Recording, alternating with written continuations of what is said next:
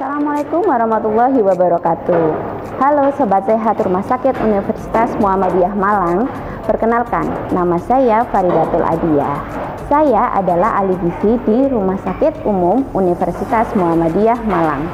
Pada kesempatan kali ini, saya akan menjelaskan terkait tentang diet ginjal kronis dengan hemodialisa. Diet ini diberikan kepada pasien yang mengalami penurunan fungsi ginjal tahap akhir dengan terapi pengganti. Jadi, diet ini diberikan kepada pasien yang sudah melakukan rutin hemodialisa. Diet ini diberikan dengan tujuan untuk memenuhi kebutuhan zat gizi perorangan agar status gizi optimal dan pasien mampu melakukan aktivitas normal sehari-hari, menjaga keseimbangan cairan dan elektrolit, dan juga supaya penumpukan produk sisa metabolisme protein di dalam tubuh tidak berlebihan. Syarat diet ini, yang pertama, energi sekitar 30 hingga 35 kilokalori per kilogram berat badan ideal per hari. Yang kedua, protein 1,1 hingga 1,2 gram per kilogram berat badan ideal setiap hari. Dibagi menjadi dua, 50% dari protein hewani dan 50% dari protein nabati. Yang ketiga, kalsium sekitar 1000 mg per hari. Yang keempat, batasi penggunaan garam apabila terjadi penimbunan air di dalam jaringan tubuh atau mengalami odem dan tekanan darah tinggi. Yang kelima, kalium dibatasi, terutama apabila kencing kurang dari 400 ml atau kadar kalium darah melebihi batas normal. Yang keenam, jumlah asupan cairan kurang lebih jumlah urin 24 jam ditambah 500 ml hingga 750 ml atau disesuaikan dengan anjuran dari dokter. Dalam diet ini ada beberapa makanan yang dibatasi, yaitu makanan yang mengandung kalium tinggi, yaitu yang pertama dari golongan buah-buahan, yaitu ada alpukat, ada pisang ambon, ada durian, kemudian ada nangka. Kalau dari jenis sayur-sayuran ada bayam, kemudian ada daun singkong, ada daun pepaya, ada juga jantung pisang. Kalau dari golongan kacang-kacangan ada kacang kedelai, kemudian ada kacang tanah, dan ada juga kacang hijau. Selain menghindari bahan makanan yang tinggi kalium yang sudah saya jelaskan tadi, ada cara yang bisa kita lakukan untuk mengurangi kadar kalium di dalam bahan makanan.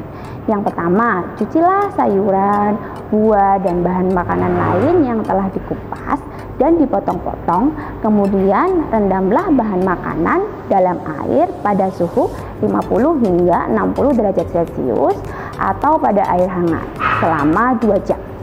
Banyaknya air 10 kali bahan makanan yang direndam tadi. Kemudian air dibuang dan bahan makanan tersebut dicuci kembali dengan air mengalir selama beberapa menit. Setelah itu bahan makanan kemudian dimasak di dalam air, dan air itu 5 kali bahan makanan yang kita masak. Setelah itu bahan makanan bisa ditiriskan dan bisa kita konsumsi setelah itu. Dalam diet ini ada beberapa hal yang perlu kita perhatikan. Yang pertama, makanlah secara teratur dengan porsi kecil tapi sering.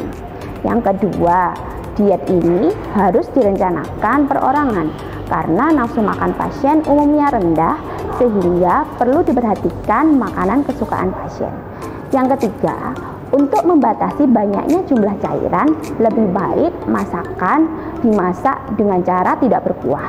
Misalnya ditumis, kemudian dipanggang, dibakar, atau digoreng.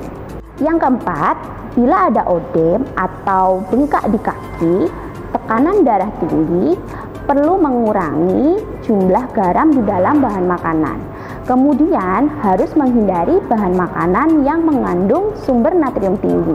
Di antaranya minuman instan, kemudian kaldu instan, ikan asin, telur asin, makanan yang diawetkan, pipsin, dan juga bumbu instan.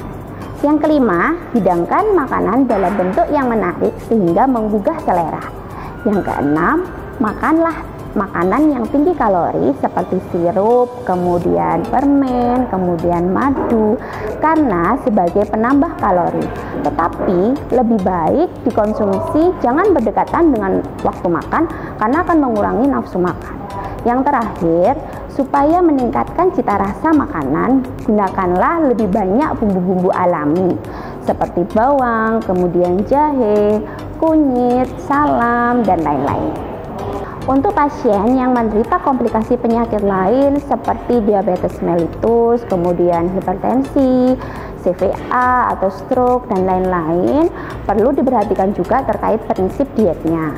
Sebagai contoh, pasien ginjal kronis dengan hemodialisa yang mengalami komplikasi diabetes perlu diperhatikan prinsip dan syarat diet diabetesnya juga, seperti jumlah makanan yang diberikan harus sesuai dengan kebutuhan pasien, jam pemberian makannya juga harus tepat, dan pemilihan jenis makanan juga harus diberikan yang sesuai, seperti mengurangi karbohidrat sederhana yaitu gula tebu.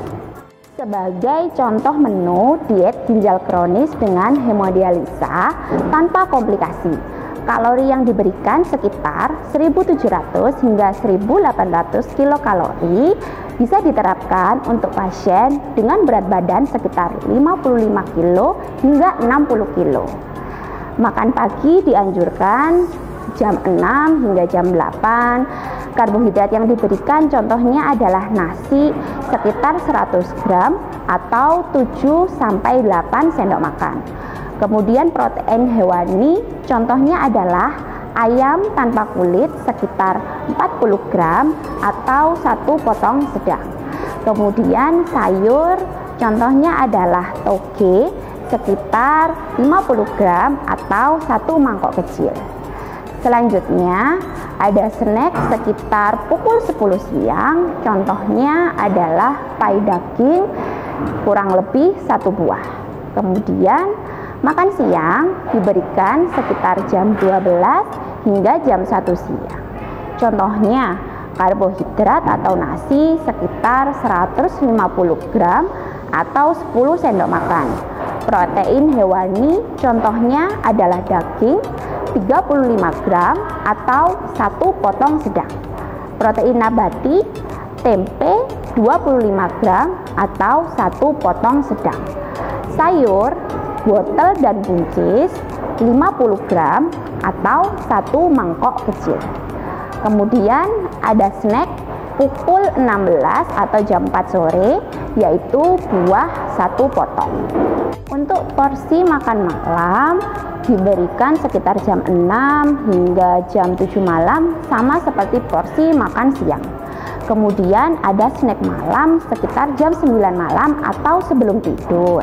Contohnya adalah roti bakar isi madu kurang lebih 1 slice.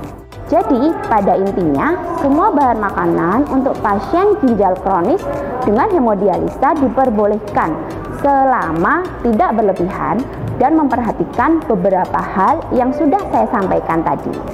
Untuk pasien yang mengalami komplikasi penyakit lain seperti diabetes, perlu memperhatikan diet diabetesnya juga.